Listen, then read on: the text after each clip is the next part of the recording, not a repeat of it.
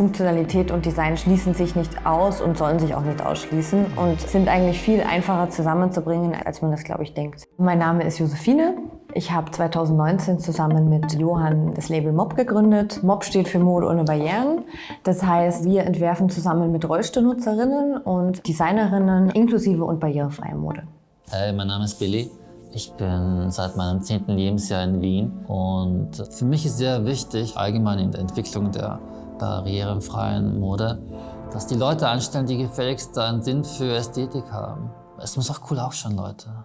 Das ganze Thema ist persönlich motiviert. Ich habe eine ältere Schwester mit Behinderungen. Sie hat Mehrfachbehinderungen. Das heißt, da ist es schon wirklich von Anfang an schwierig gewesen, sie einzukleiden. Das war tatsächlich immer ein sehr körperlicher und anstrengender Akt für beide. Vor ein paar Jahren hat meine Mutter dann entdeckt, dass es spezielle Kleidung gibt. Das sind Rollstuhljacken, die zum Beispiel das An- und Auskleiden wirklich vereinfachen. Dann hat mich das Thema mehr interessiert und habe dann festgestellt, dass der Markt aber sehr, sehr klein ist und eher ein Ü50-Markt ist, dass alles aus dem Reha-Bereich kommt. Wenn, dann gibt es Rollstuhlmarken, aber nicht, dass man da jetzt groß inklusive Konzepte entdeckt hat. Und dann habe ich mir gedacht, dann mache ich es einfach selber.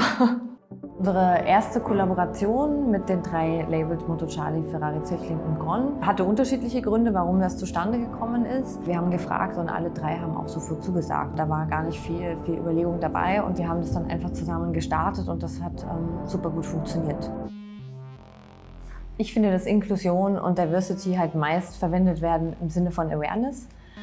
Was ja erstmal nichts Schlechtes ist, aber sind halt absolute Marketingbegriffe, vor allen Dingen auch im Modebereich. Aber es wird halt nie ganzheitlich gelebt und erlebt. Das ist auch ein Grund, warum sich MOB gegründet hat. Also das ist jetzt, bei uns sind jetzt nicht nur Rollstuhlnutzerinnen zu sehen auf Bildern, sondern man entwickelt auch Mode zusammen, man entwickelt Mode für und geht diesen ganzen Prozess von vorne bis zum Ende durch. Allgemein kann ich ganz sagen, dass die Kleidung, die ich anziehe, nicht so durchschnittlich aussieht. Schon irgendwie speziell, eine interessante Farbe. Und es muss für mich zugänglich sein. Also ich möchte meine Kleidung jederzeit ein- und ausziehen. Ich war letztens zum Beispiel auf einer Party und es war sehr heiß. Und ich wollte mich abduschen mit einem Gartenschlauch. Und ich hatte ein Hemd an, das Magneten hatte. Und ich habe eine Seite ausgezogen, weil es halt schnell geht. Ne?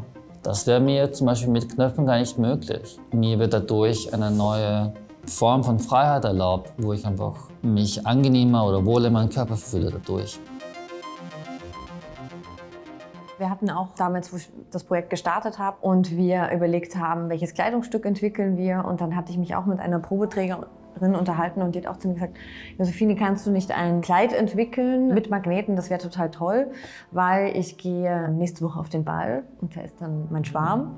Und ich möchte aber gerne was mit dem haben und ich will dann nicht mein Kleid sozusagen entweder, dass mein Assistent natürlich dabei steht und mir das aufmacht, eh klar, oder aber auch nicht den Typen fragen, ob der mir vielleicht mein Kleid aufmacht, weil für mich bedeutet Sexiness, dass ich mir mein Kleid selber aufmachen kann. Das ist so wichtig. Das ist das Wichtigste. Das ist eines der wichtigsten Sachen in unter Anführungszeichen Sexiness, glaube ich. So zack, bam.